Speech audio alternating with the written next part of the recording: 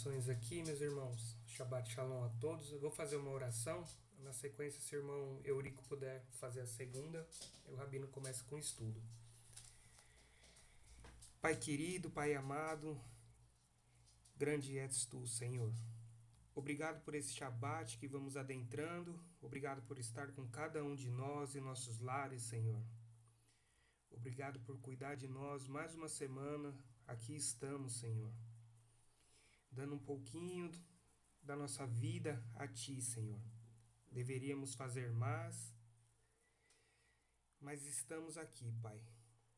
Pedimos perdão pelos nossos pecados, pelos nossos erros, nossas falhas, Senhor.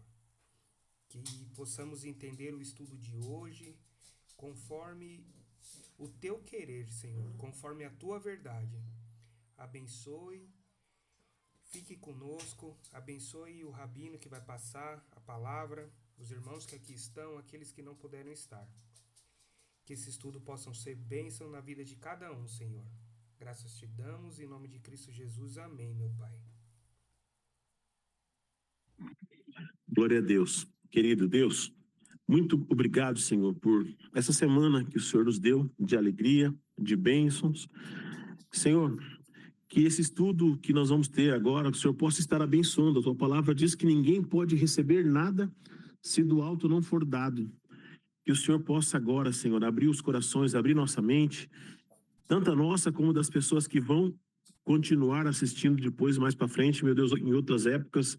Pai, em nome de Jesus, Pai, que o Senhor ajude, que o estudo do Teu Filho, Pai, seja ungido pela Tua presença, pelo Teu Santo Espírito, e que possamos compreender, Senhor, pelo amor e pela graça da Tua bondade, Senhor. Que tudo seja para a glória e para a honra do Teu santo nome. Amém. Amém. Muito bem, vamos lá. O estudo de hoje nós vamos estudar sobre Hebreus, capítulo 3, 4 e 5. O personagem central do nosso estudo é Melquisedeque, ou Malquisedeque, rei da paz. O Evangelho de João, na minha opinião, juntamente com Lucas, são os que traz mais luz sobre o ministério de Yeshua. João, ele foi o que mais caminhou com o Senhor. Ele era o mais novo. E ele foi até o final. Depois, ele, na sua velhice, ele recebeu o próprio Senhor Yeshua, Jesus, que veio dar a ele a revelação. O grande problema é que nós temos uma dificuldade idiomática. A palavra Elohim, ela significa deuses. A palavra Elohá significa Deus. A palavra Elohim, ela é utilizada para Deus Pai, vou fazer assim para facilitar, para o Filho de Deus, para anjos e para emissários. A Bíblia diz assim: não sabeis vós que sois deuses, não sabeis vós que sois Elohims, e que o Espírito de Deus habita em vós?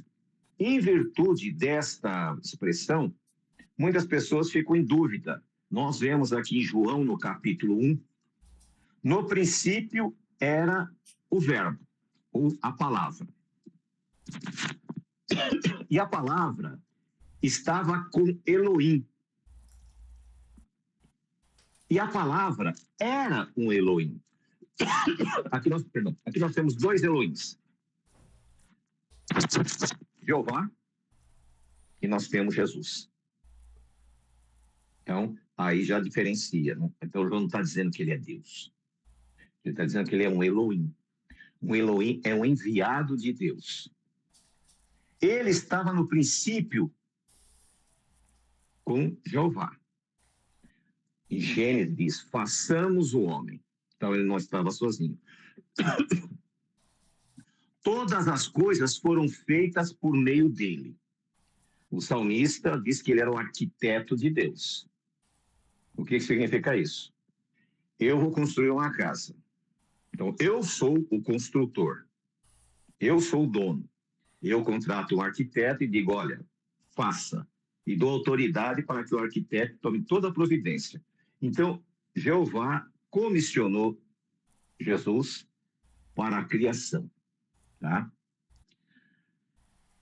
Nele estava a vida, e a vida era a luz dos homens. E Yeshua repete, eu sou a luz. Perdão. E a luz resplandecia nas trevas, e as trevas não prevaleceram sobre ela. Então, é justamente quando nós vamos estudar a Bíblia, primeira coisa, nós temos que focar no que nós queremos. Muitas vezes, quando eu falo para os irmãos, não é por nada, é para evitar que os irmãos fiquem confusos. Hoje as pessoas ficam zapeando aí na internet, assistindo vídeo de todo tipo de pessoas, ou lendo todo tipo de livros, ou todo tipo de coisas, né? Para aprender a conhecer a Deus. Eu já fiz isso. Eu parei com tudo isso e eu foquei só nas Escrituras Sagradas. Antes eu tentava buscar respostas com outras pessoas, mas aí o Espírito Santo de Deus me colocou uma coisa na mente. Se essas pessoas não compreenderam, como é que elas vão poder te ensinar? E a Bíblia diz que a verdade vos libertará. Se a verdade vos libertará, aonde está a verdade? Na palavra. E quando nós vamos para a palavra, nós vamos encontrar uma resposta. O salmista, no livro, no seu capítulo 110 do livro de Salmos, versículo 4. Presta bem atenção, ó. Jurou Jeová e não se arrependerá. Tu, ele especifica, tu é sacerdote eterno, segundo a ordem de Melquisedeque. Irmão, me dá só um minutinho, por gentileza. Já volto, um segundo.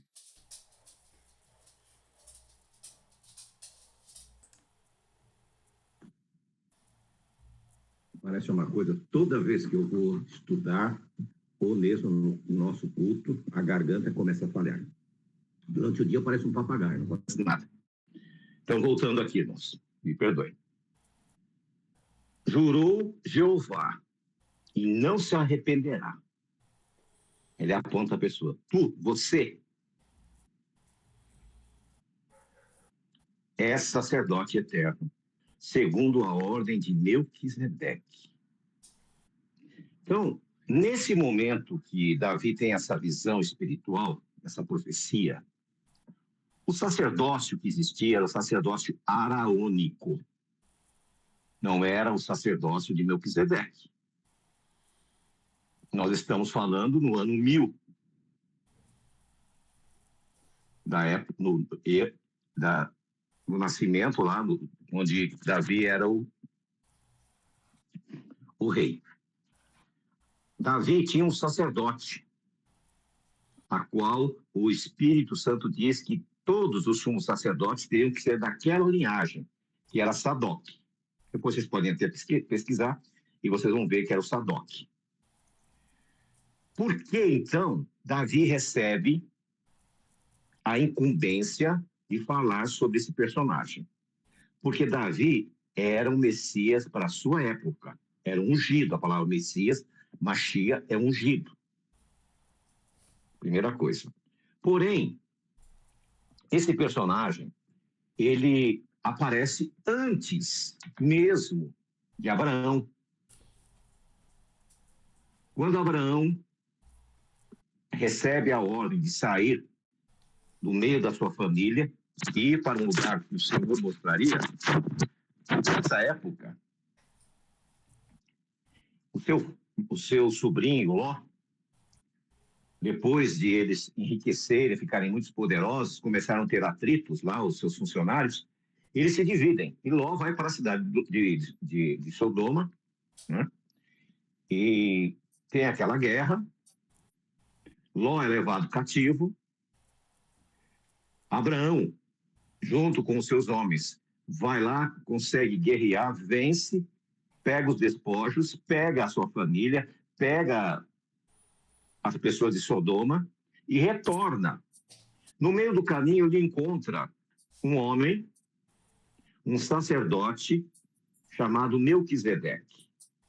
Esse sacerdote apresenta para ele o pão e o vinho. Faz uma aliança com ele. A partir do momento que eles estão aliançados, Abraão ordena que ele dê dízimo para esse sacerdote. O dízimo só deve ser dado para quem está em aliança com aquele sistema religioso. Você não sai aí na rua, eu gostei dessa igreja, entrar, vou dar o dízimo. Não, você dá a quem está aliançado. E a aliança é feita com vinho, com pão, né, e o dízimo.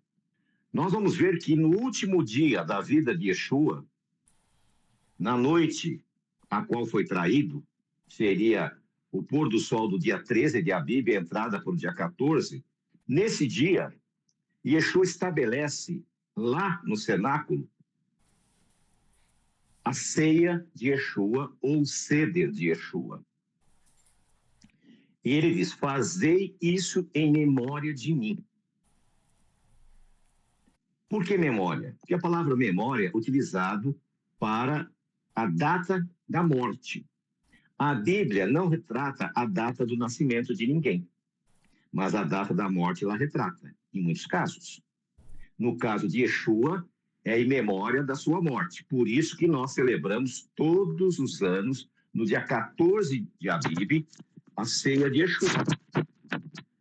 Ali nós celebramos com o pão e o vinho. No dia seguinte, à noite, no dia 15, nós iniciamos com os pães ázimos. A ceia de Yeshua, ela deve ser celebrada com halá e vinho, não com matzá. Matzá é para a noite seguinte e durante uma semana. Você percebe que foi o mesmo que Abraão fez com Melquisedeque, a mesma cerimônia, e Yeshua agora faz a mesma cerimônia com os seus discípulos. Até então, eles eram seguidores, estavam aprendendo. Agora eles entraram em aliança. Não há relatos que ele tenha feito isso antes com ele. Então nós vemos que Melquisedeque, quando fez, ele apareceu para Abraão, e nós vamos ver em Hebreus, que esse personagem, ele não tinha pai e não tinha mãe. A Bíblia fala que Yeshua é o primogênito da criação. Foi o primeiro que foi gerado. Então, você começa a ligar os pontos. Nós temos também outras características que vão chamar a atenção. Lembra que eu falei com vocês que Moisés pergunta para, na interpretação dele, Deus, porque ele está vendo um ser poderosíssimo, e ele diz assim, e Deus disse a Moisés, está em Êxodo, capítulo 3, versículo 14 e 15, e Deus disse a Moisés, eu sou o que sou. Diga aos filhos de Israel, eu sou, me enviou a vós. Então, ele não se apresenta como Jeová. Ele se apresenta, eu sou. E pronto. Interessante que em João, no capítulo 8, no versículo 8, 58, nós vamos encontrar a mesma coisa. E em verdade, ele fala duas vezes em verdade. Vos digo que antes de Abraão existisse, eu sou. Por que ele disse isso? Porque os discípulos sabiam que quando Deus, Elohim, e não Jeová, se apresentou a Moisés, ele se apresenta como eu sou. Quando ele fala eu sou, para ver se eles se lembravam e entendessem essa colocação. Continuando. Nós vamos aqui agora entrar no capítulo de Hebreus. Essa introdução foi para que vocês pudessem assimilar que o mesmo personagem que esteve com Moisés, esteve, né, antes com Abraão, com Moisés, também esteve com seus discípulos, e agora ele vai estar se apresentando em Hebreus. Vamos lá.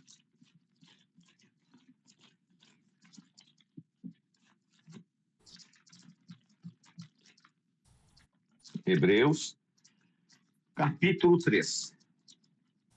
O livro de Hebreus, como nós já falamos na nossa aula anterior, o livro de Hebreus, ele não tem um personagem, não há quem... a pessoa que escreveu não se apresenta. As cartas de Paulo, ele se apresenta. Por que ele se apresenta? Porque na época apareceram muitas falsas cartas. Então ele colocou praticamente como se fosse um código dizendo que era ele mesmo. Só que nessa carta de Hebreus não aparece. Na semana passada nós falamos que pode ter sido Apolo, pode ter sido Áquila, Barnabé, o próprio Paulo. No capítulo 1, versículo 1 diz: e havendo Deus outrora falado muitas vezes, de muitas maneiras, aos pais pelos profetas, a nós falou nesses últimos dias pelo Filho, a fim de quem constituiu herdeiro de tudo, por quem fez o mundo.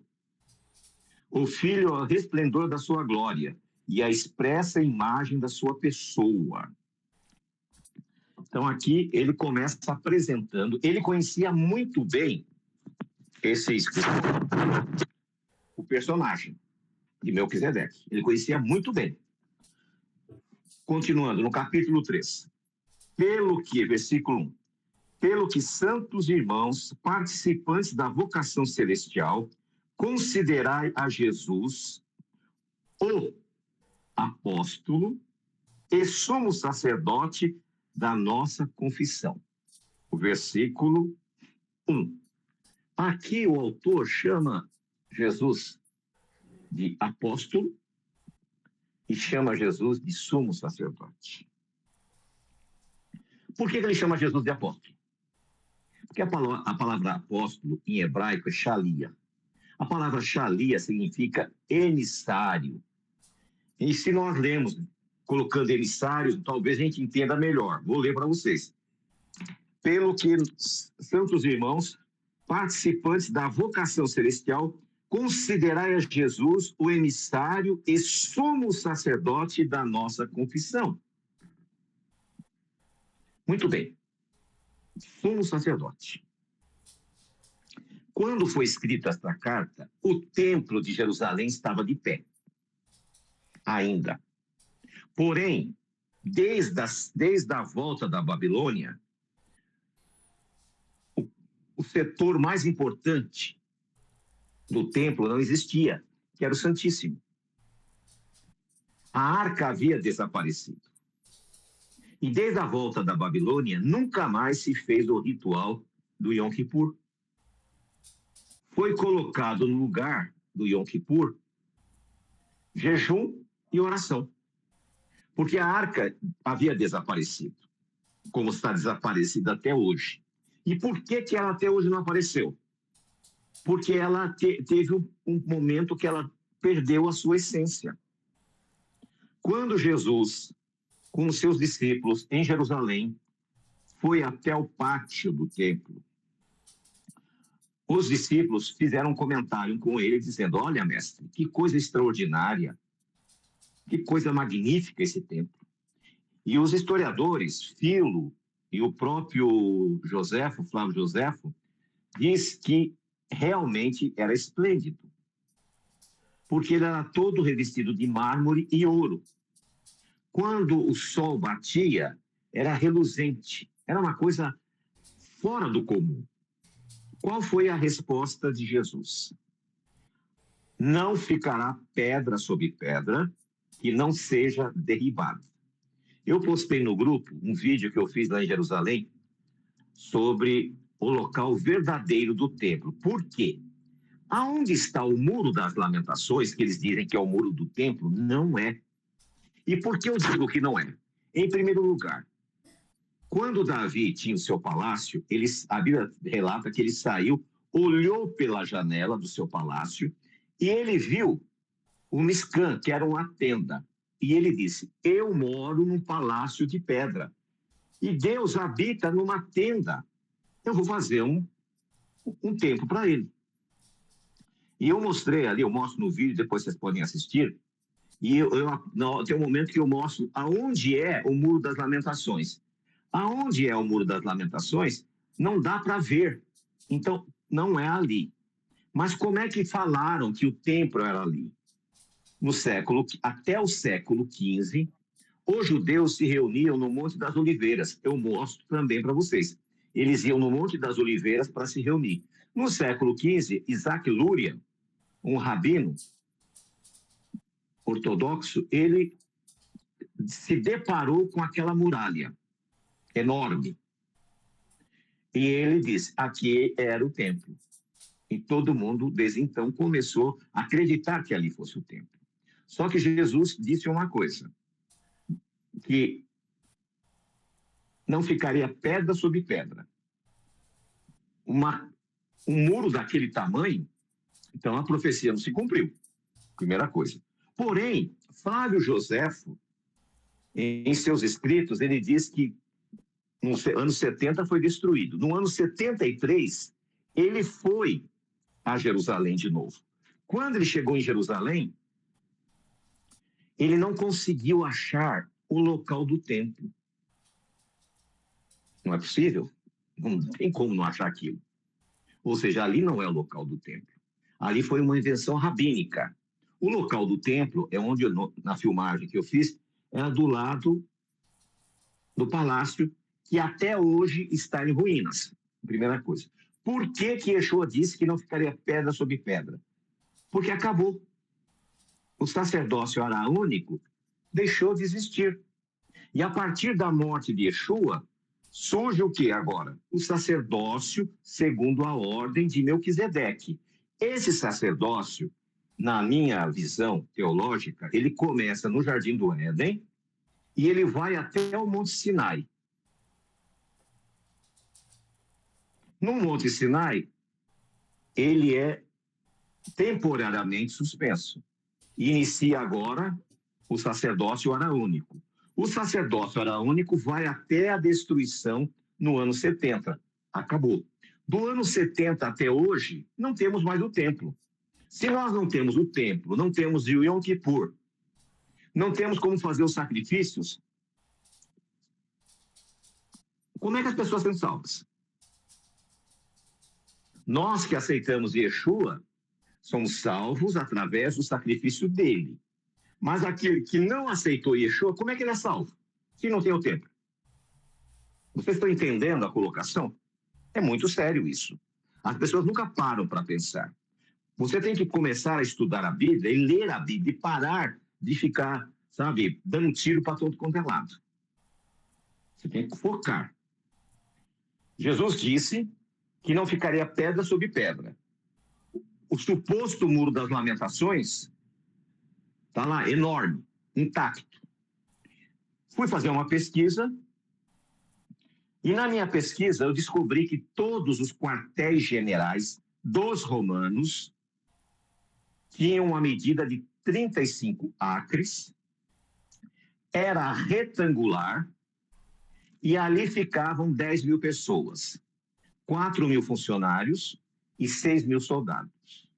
A única coisa que ficou de pé em Jerusalém foi o quartel. No ano 600, construíram a mesquita, onde era o quartel. Tá? Se você tiver a oportunidade, pesquise na internet, peça para ver a mesquita do templo por cima, assim. Você vai ver que ela é retangular. Todos os quartéis romanos eram retangulares. Então, ali era o antigo quartel dos romanos. E esse rabino mentiu para os seus seguidores E até hoje as pessoas estão orando, colocando papelzinho de oração no muro dos romanos.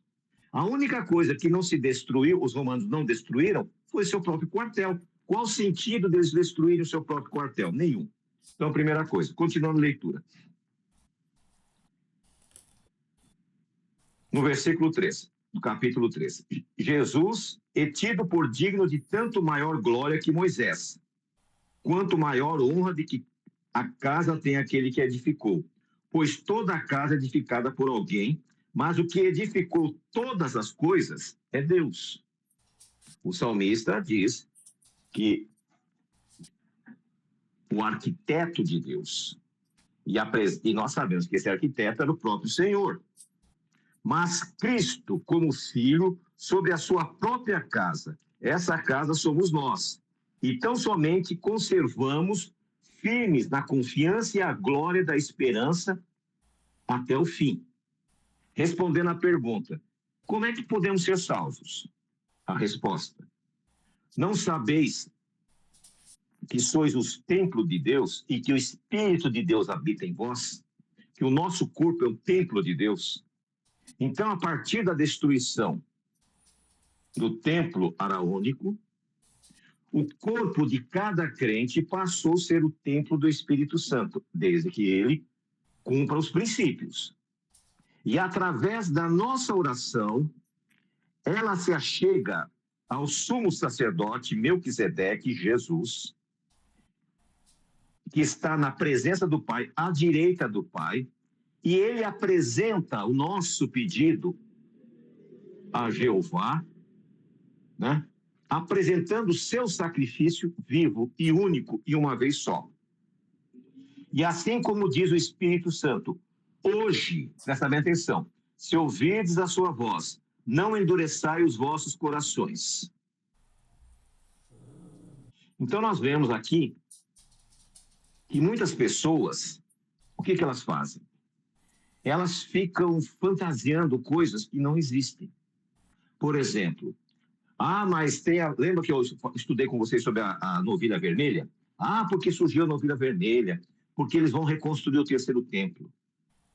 Aqueles que chegaram agora, talvez, não sei se eu já falei, mas o terceiro templo já faz muito tempo que foi construído. Como assim? O primeiro templo, o Mishkan, o primeiro tabernáculo. O segundo tabernáculo, o de Salomão. O terceiro tabernáculo, o de Esdras. O quarto tabernáculo, o de Herodes. Então, se houvesse um quinto, seria o quinto e não o terceiro. Outra coisa, como vão construir um templo se nós não sabemos quem é da casa de Sadoc, da casa de Arão? Com a destruição do templo do ano 70, se perdeu os registros. Então não se sabe quem é quem. Quando a pessoa diz, não, eu sou levita, ele não tem como saber que ele é levita. Não tem como saber. Porque os registros se perderam. Então não tem como achar um sacerdote para isso. Outra coisa, quando eu acredito nesta heresia, o que eu faço? Eu acredito que Yeshua não é o meu sumo sacerdote. Mas Daniel fala, né? Que ele vai se assentar no templo, que é a abominação desoladora. A abominação desoladora foi colocada no ano 600, quando os islâmicos colocaram no Monte Sião. Aonde é o Monte Sião? Toda aquela região ali. Jerusalém, ela tinha 7 montanhas. Hoje é uma só, você não vê. E o Monte Sião é em todo aquele lugar ali. Toda aquela região. E ele colocaria aonde? No Monte Sião, a abominação. Qual é a abominação? As mesquitas. Por que abominação? Porque os islâmicos são idólatras. E eles vão lá, na mesquita, que está aonde era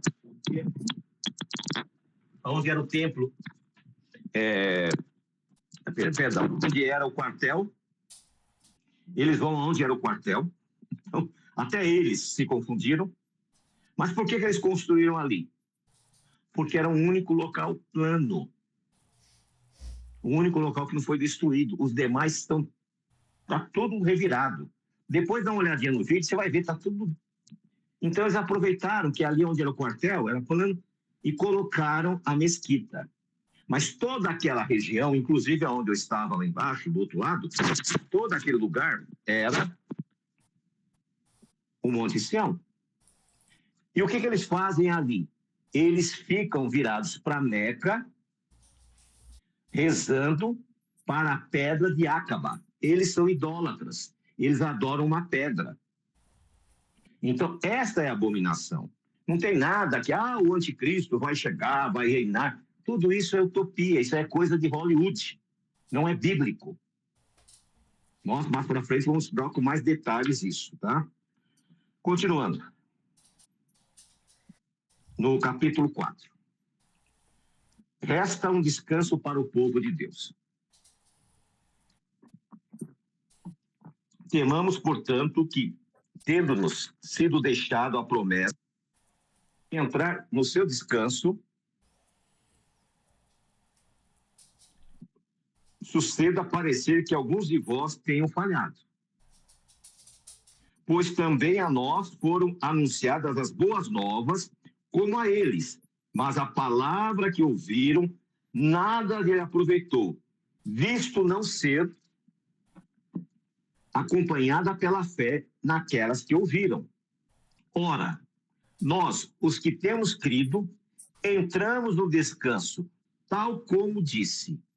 Assim jurei na minha ira, que não entrarão no meu descanso. Contudo, as suas obras foram acabadas desde a fundação do mundo. Pois em certo lugar, disse ele assim, do sétimo dia, e descansou Deus no sétimo dia de toda a sua obra. E outra vez, no mesmo lugar, não entrarão no meu descanso, visto restar que alguns entrem nele, e que aqueles a quem primeiro foram pregadas as boas novas, não entraram por causa da desobediência. Determina outra vez certo dia, hoje, dizendo que por meio de Davi, muito tempo depois, segundo antes fora dito, hoje se ouvides a sua voz, não endureçais os vossos corações. Aqui os nossos irmãos cristãos que não guardam o sábado, o sétimo dia, diz, não, o sábado não tem, a Bíblia, o Novo Testamento não fala. Tem mais de 40 versos no Novo Testamento sobre o sábado. E aqui está dizendo que não vai se salvar em Hebreus, na Nova Aliança, que eles chamam de Novo Testamento. Não vai se salvar aqueles que não entrarem no descanso do sétimo dia. Aí, meu amigo, não tem escapatória. As pessoas esquecem, está aqui. Está bem claro. Vou ler de novo. E não entrarão no meu descanso, por causa da desobediência. O que significa isso? Não serão salvos aqueles que não observarem o sétimo dia do descanso que foi dado ao homem. Se Caim perdeu a salvação porque ele levou as suas ofertas fora de época, por que alguém pode ser pretensioso e dizer que vai ser salvo, mas eu não guardo o sábado, mas Deus é misericordioso, eu não vou me perder por causa disso? Eu acho uma besteira. A palavra não diz isso. A palavra é bem clara. O profeta Ezequiel, no capítulo 20, versículo 20, diz, santificai os meus shabatotes, pois servirão de sinal entre mim e vós, para que saibais que eu sou o Senhor vosso Deus. O único sinal que a Bíblia fala entre o seu povo e ele é o sábado. Não tem outro. É o chip, é o inteligência artificial, é o QR Code, é o... Enfim, tanta besteira, tanta bobagem. A Bíblia já diz há 3.000 anos atrás. O sinal de Deus é o sábado. Este é o diferencial. Agora, vocês que escolhem. Né? Eu optei em servir a Deus. Né? Talvez os mais antigos de casa aqui é eu e o irmão Eurico. Né? Ele é até mais do que eu ainda. Porque eu nasci, mas ele, o pai dele, o avô, já era. Porque o sábado é um sinal. E a importância, e nós encontramos justamente no livro de Hebreus, e que fala desse sumo sacerdote. E nós vamos continuar aqui, na leitura, no mesmo capítulo 4, no versículo 14. Visto que temos um grande sumo sacerdote, Jesus, o Filho de Deus, que penetrou nos céus, retenhamos firmemente a nossa confiança. Pois não temos um sumo sacerdote que não possa compadecer-se das nossas fraquezas, porém um que, como nós, em tudo foi tentado, mas sem pecado. E aqui é que coisa linda. Yeshua reconhece e sabe a sua dor, a sua luta, a sua fraqueza, porque ele foi tentado em tudo, mas ele não pecou. Mas ele reconhece que a nossa jornada não é fácil. Olha que coisa maravilhosa. Pois não temos um sumo sacerdote que não possa compadecer-se das nossas fraquezas, porém um que, como nós, em tudo foi tentado, mas sem pecado. Cheguemos-nos, pois, com confiança ao trono da graça, para que recebamos misericórdia e achemos graça a fim de sermos socorridos no tempo oportuno. Então ele está dizendo o seguinte: chegue-se a ele, peça perdão, peça misericórdia, e ele apresenta ao Pai como nosso sumo sacerdote, e você é reconciliado com Deus. No capítulo 5, todo sumo sacerdote tomado dentre os homens é constituído a favor dos homens, nas coisas concernentes a Deus, para oferecer tantos dons como sacrifícios pelo pecado. Ele pode compadecer-se devidamente dos ignorantes e errados, pois ele mesmo está rodeado de fraquezas. E por esse motivo deve ele, tanto pelo povo como por si mesmo, fazer oferta pelos pecados. Ora, ninguém toma para si esta honra, senão o que é chamado por Deus, como foi Arão, e assim também Cristo não se glorificou a si mesmo para fazer-se sumo sacerdote, mas glorificou aquele que lhe disse: Tu és meu filho, hoje eu te gerei. Como diz em outro lugar, tu és sacerdote eternamente segundo a ordem de Melquisedeque. Então nós vemos aqui a confirmação daquilo que nós temos estudado. Nunca, jamais, o templo de Jerusalém de pedra será levantado. Em Apocalipse capítulo 21, relata que ele viu o templo descendo com a cidade. Em Zacarias fala que quem vai reconstruir o templo é o renovo. Ou seja, o templo de Deus, Yeshua já está na sua presença, que é o terceiro céu. E ele está ali, junto com a Arca da Aliança. Depois você pesquise melhor, você vai achar ali, em Apocalipse, falando que ele está ali do lado da Arca da Aliança. Então, por isso que a Arca nunca foi encontrada. Porque o tempo do sacerdócio araônico acabou. Se alguém chegar para você e dizer, porque vão reconstruir o templo, lá em Israel tem o Instituto do Templo, aquilo ali é para vender souvenirs. Toda cidade que você vai, cidade turística, não tem as lojinhas que vendem aquelas bugigangas, é a mesma coisa. Não tem nada de oficial, porque não haverá. E para vocês entenderem um pouquinho melhor, muitas pessoas ficam ensinando aí, né, que vai haver um grande reavivamento. E eu, inclusive, fui um desses. Falava sobre Joel 2:28, né? Porém, quando estava estudando Atos, Pedro disse, e esta profecia de Joel se cumpriu agora. E Yeshua disse uma coisa que ficou na minha mente e eu tenho falado até hoje. Achará fé na terra quando o Filho do Homem voltar? Ele não disse que haverá um reavivamento na terra quando ele for voltar. Ele não fala isso. Ele diz que nós não vamos achar fé na terra. E ele diz, aonde estiver 2 ou 3, ali eu vou estar. Por que ele disse isso? Ele disse, aonde tiver uma multidão, eu vou estar junto. Não, porque ele sabia que o seu povo seria muito pouco. Que as pessoas rejeitariam a verdade. Que as pessoas não estariam interessadas. Então a gente vira e mexe as pessoas com avivamento, vai ter um avivamento daqui, avivamento dali, reavivamento. Tudo utopia. Não vai haver. Hoje não se encontra fé.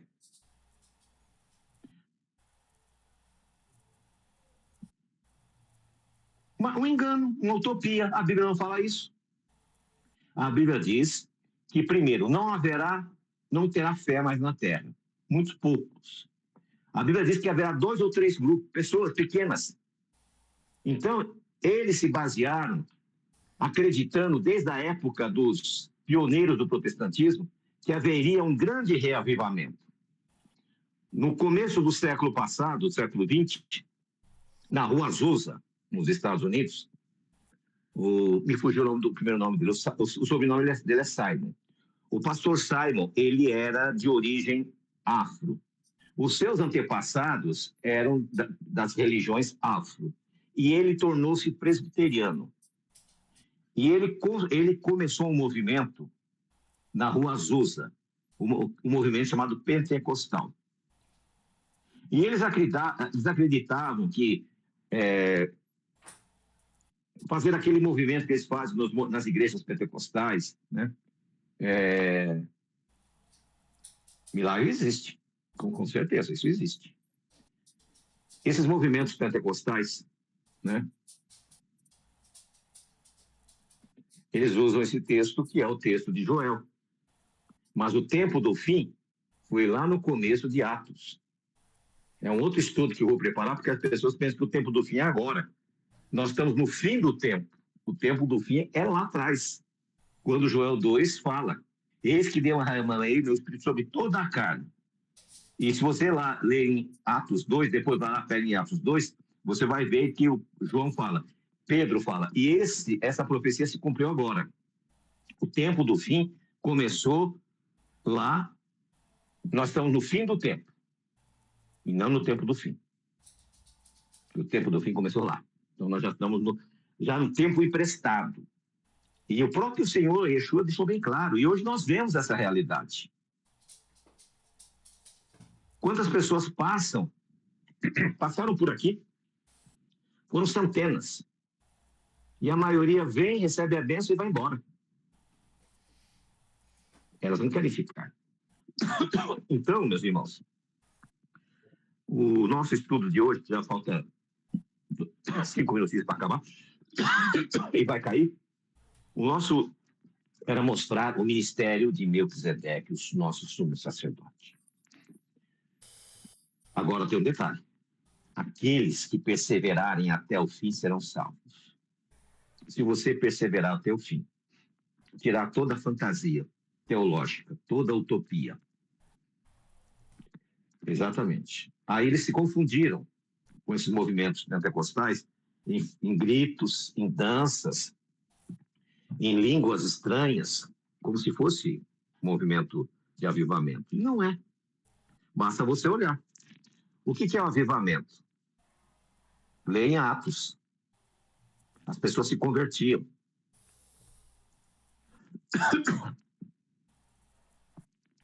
O eu sou. O eu sou que ele viu. E quem é o eu sou que eu falei aqui? Yeshua disse, eu sou. Então, amados, é muito difícil a gente conseguir separar. Mas com o tempo a gente separa. A única coisa que eu peço a vocês é paciência. Paciência para terminar. Para conseguir chegar lá. Tenham paciência. Não desistam no meio do caminho. É igual faculdade. A faculdade começa lá com 60 alunos, termina com 5 ou 6. Porque vai apertando, vai dificultando, as pessoas vão desistindo. Só que essa faculdade que nós estamos fazendo aqui, se você desistir, não tem o que fazer, né? Então não desista. Vamos prosseguir em frente. Vamos continuar em frente. Se vocês tiverem dúvidas, depois mande a pergunta tanto pelo grupo, né? Sim. Porque ele estava em glória. quando ele apareceu, outras aparições dele, quando ele apareceu no Apocalipse, como que ele era? Lê lá. Lá no Apocalipse fala que ele era reluzente, né? Então, esse é o problema. Quando a Igreja Católica Romana não conseguiu entender quem era Deus, não conseguiu entender quem era o Filho de Deus e não conseguiu entender quem era o Espírito Santo de Deus, fizeram essa salada. E essa salada ficou na nossa cabeça. E nós vamos encontrar, por exemplo, Daniel,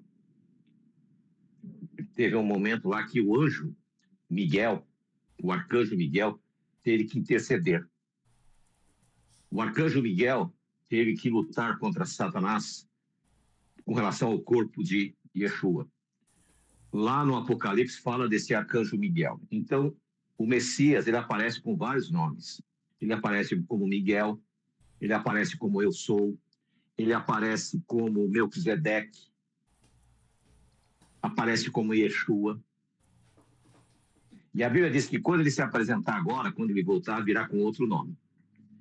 Porque o nome é uma coisa que nós usamos. Então, não estou dizendo que Yeshua é Jeová. Jeová é o Criador, o Deus único. Ouve, ó Israel, e Jeová é o nosso Deus, e Jeová é um. Não se discute isso.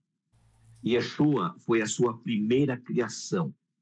Foi criado por Deus. Foi dotado de toda a sabedoria, de todo o poder, de toda a glória. Tá? E após a sua morte, completou toda essa glorificação. Então é importante que a gente comece a refletir melhor para entender. Porque se você entender quem é o Senhor Yeshua, não. Ele mesmo disse, só a Deus adorarás e só a Ele prestará culto. Não temos que adorar Jesus. Ele é digno de louvor, não de adoração. E outra coisa, todas as perguntas que vocês fazem, que eu amo responder, ele mesmo respondeu. Quando ele está lá no deserto. E aí, Satanás disse, se você me adorar, te darei todas essas coisas. Ele mesmo disse, somente a Jeová adorará, e só a ele prestará culto. Uma dica para vocês. Falta um minutinho para acabar. Quando você... Não, esse é... Na verdade, o texto aí está equivocado. Os anjos louvam a ele. Tá vendo? O problema é a tradução, é louvar. Porque a Bíblia não se contradiz. Ele é digno de louvor. Esse é o problema. Tá?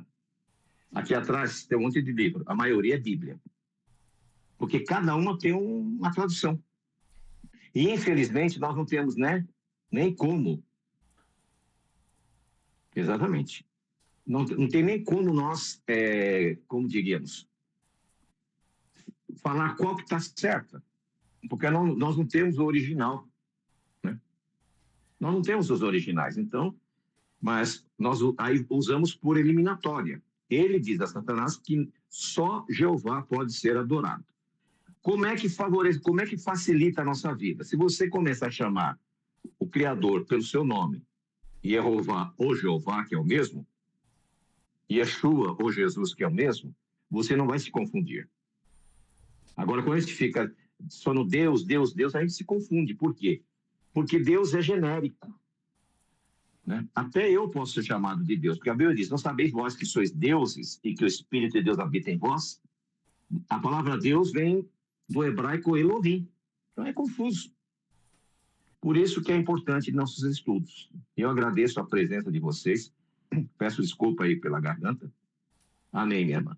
Que Deus abençoe. Tenha um Shabat de descanso, de paz. Estou aqui à disposição. Não me nego em, como se diz, em dar respostas. E a Bíblia diz, de graça recebei e de graça dai. Que Deus abençoe a todos, um Shabat de paz e felicidade. Shalom, shalom. Shalom, irmãos, boa noite. Shalom, boa noite.